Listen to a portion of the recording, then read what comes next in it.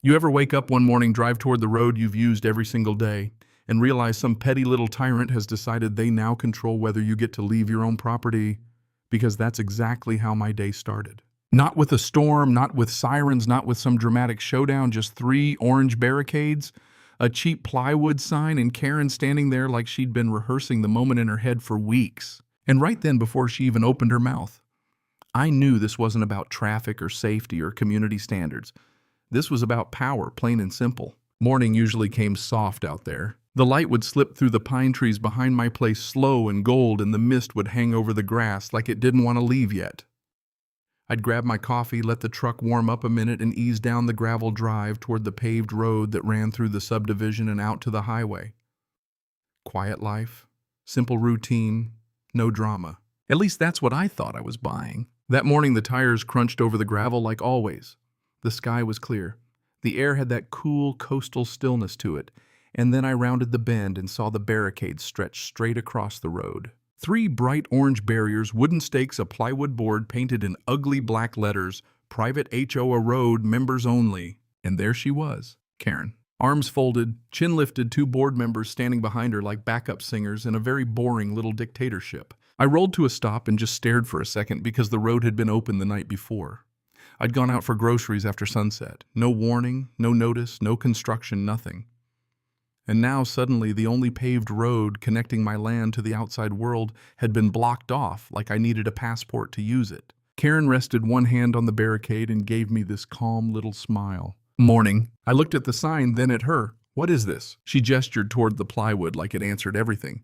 This road is private HOA property. We've closed it to non-members. I remember blinking at her not because I didn't hear the words, but because they were so absurd my brain needed a second to catch up. You're blocking the only road to my property. That's correct. She said it the way somebody might confirm the weather. Then came the real line, the one she'd clearly been saving. If you'd like to continue using the road, you'll need to become a member of the association. I actually laughed, not because it was funny, but because sometimes your body doesn't know what else to do when somebody says something that ridiculous with a straight face. I'm not joining your HOA. Karen gave the tiniest shrug. That's your choice. And she left the barricades right where they were. Now, to understand why that moment hit so hard, you've got to understand the property. When I bought the place, the listing used 2 words that sold me immediately: unrestricted land. If you've ever dealt with a homeowners association, you know why that matters.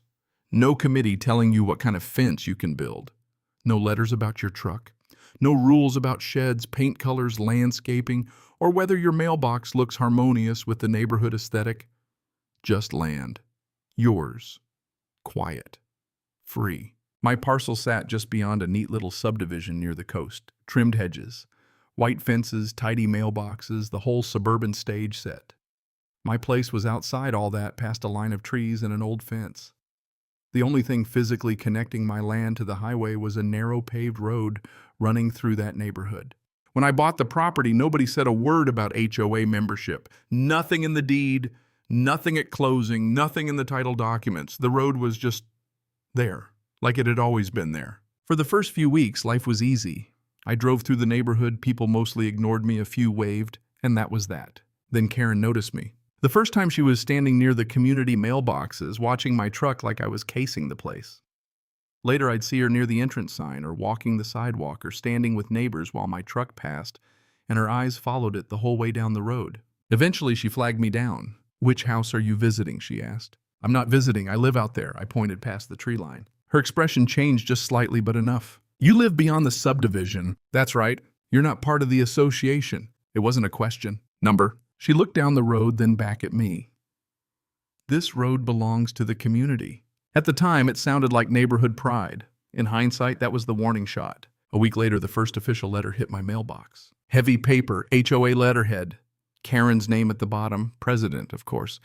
It said that because I regularly used the road maintained by the association, my property was considered a beneficiary of HOA infrastructure. Therefore, I was required to become a member. Not invited, required. The packet included dues, architectural rules, inspection rights, vehicle restrictions, landscaping requirements, the whole controlling little bundle of suburban nonsense. Sign within 10 days or face enforcement action. I sat at my kitchen table reading at sunlight coming through the window, and I remember thinking how calmly written it was. That's what made it so insulting. It wasn't phrased like a negotiation. It was written like they'd already decided they owned a piece of my life. I mailed it back unsigned. 3 days later, Karen was waiting near the road again. "You returned the paperwork," she said. "I did. You didn't sign anything." "That's right." She tapped the envelope against her palm. "I've been president of this HOA for 8 years. Everyone who uses that road eventually becomes a member." I looked right at her. "Not everyone." She smiled, small, cold, amused. "We'll see." And that apparently was the moment she decided to go to war. The violation notices started after that. At first it was almost funny. White envelope, formal tone, unauthorized use of HOA maintained infrastructure. Then warnings. Then references to fines. Then red stamped letters with final warnings splashed across the top like I was some outlaw riding through their precious cul-de-sac. Meanwhile, the neighborhood started watching me. People paused conversations when my truck rolled by. A guy trimming hedges stopped and stared. 2 women near a driveway lowered their voices the second I passed. One resident quietly told me Karen was bringing me up at every board meeting, telling everyone I was refusing to follow community rules. Community rules. That phrase really tells you everything, doesn't it? Some people hear community and think cooperation. Other people hear it and think control. Then came the gate. I saw workers one morning measuring across the road, spray painting marks on the asphalt. 2 days later, a full steel security gate stood at the neighborhood entrance, complete with a keypad at driver height. Residents got codes. I didn't. Karen stood beside it that evening like she was unveiling a monument. "New gate," I said. "For community safety," she replied. "Safety from what?" "Unauthorized traffic." I looked at the keypad, and I'm guessing only members get the code. That's correct. Still calm, still polished, still acting like extortion was just administrative procedure. A few days later, the daylight testing period ended. I came home after dark, headlights sweeping across the entrance, and there it was, gate down keypad, glowing red, road locked. I tried a button, access denied. Tried another, access denied. That was the first night I understood how far she was willing to take it. The letters weren't enough. The gossip wasn't enough. The fines weren't enough. Karen wanted me cornered. I barely slept. The next morning, I pulled every document from my closing file and spread them across the kitchen table. Deed, tax records, surveys, legal descriptions, everything. I read every line like my life depended on punctuation. That's when I noticed it. The survey placed my boundary line uncomfortably close to the road. Another older survey, one I'd barely looked at before, showed the same road long before the subdivision even existed. Same path, same strip, same boundary area. And suddenly the whole story shifted in my head. What if Karen didn't actually know who owned that road? What if she'd built this whole crusade on an assumption? So I called the title insurance company. A title examiner named Mark took the case. Calm guy, sharp voice, sounded like the kind of man who trusted records more than opinions. I sent him everything, the old survey, the deed, the newer map, all of it. A few days later, he called back. "There's something here that doesn't line up." That was the moment that the ground started moving under Karen's little empire. Mark pulled the original subdivision plats, developer filings, county records going back decades. The deeper he dug, the stranger it got.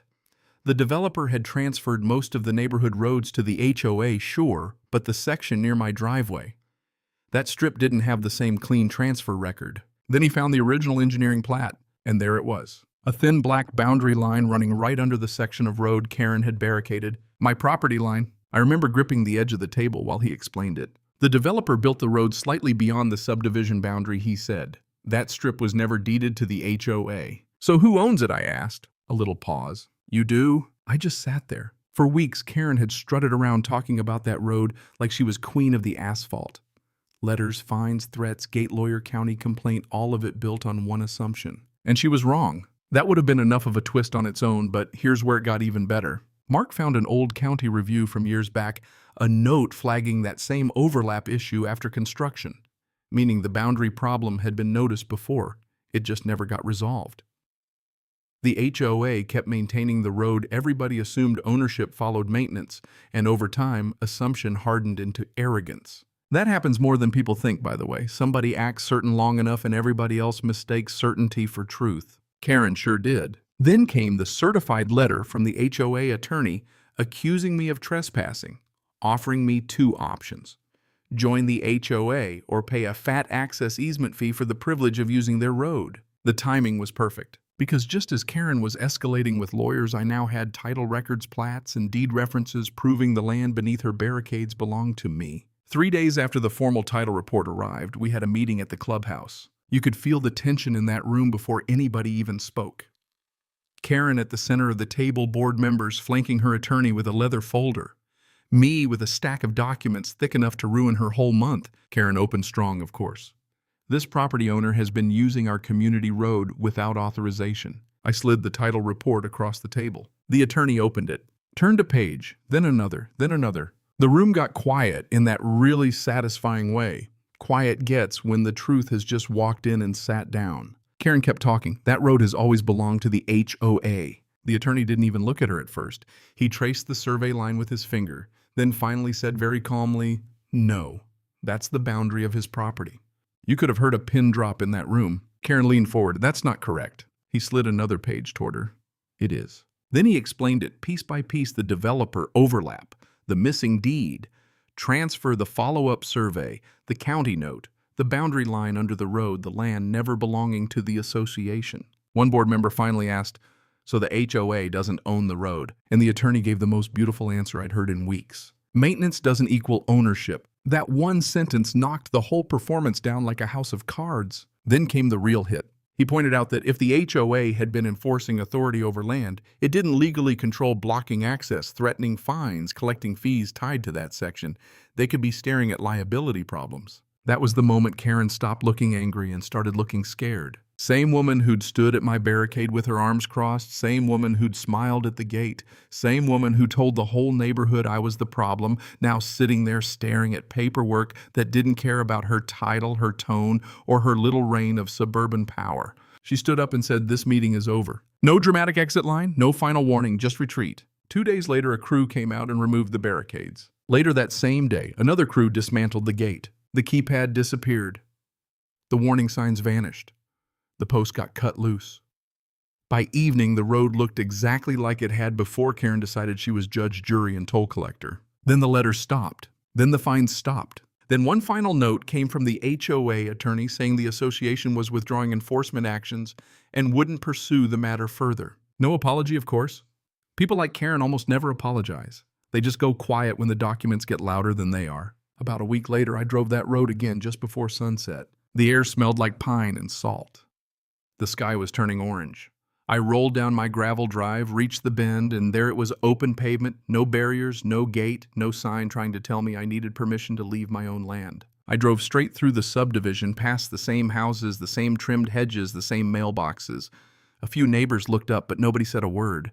Funny how silence returns once the gossip runs out of oxygen. And I'll tell you something. The best part wasn't even the victory itself. It was the lesson. Because this whole mess taught me that power makes a lot of people sloppy. Once they get used to being obeyed, they stop checking whether they're actually right. They confuse procedure with principle, confidence with authority, maintenance with ownership. And the scary part is, if nobody pushes back, they get away with it. Karen didn't lose because she was rude. She lost because she mistook habit for law. And in the end, that road was never really about asphalt. It was about a line, the line between authority and overreach, between rules and control, between what people can enforce and what they just hope you're too intimidated to question. So yeah, karma showed up, not with fireworks, not with handcuffs, not with some dramatic speech, just with old survey maps, recorded deeds, and the quiet, humiliating sound of her barricades being loaded into the back of a truck. Now I'm curious what you think. If somebody abuses a little bit of power long enough, and you finally get the chance to hit back using the law, is that justice? Or is it just a cleaner kind of revenge? And have you ever dealt with an HOA landlord, boss, or neighbor who acted like they owned more than they actually did? Tell me in the comments who was right, who was wrong, and what would you have done in my place?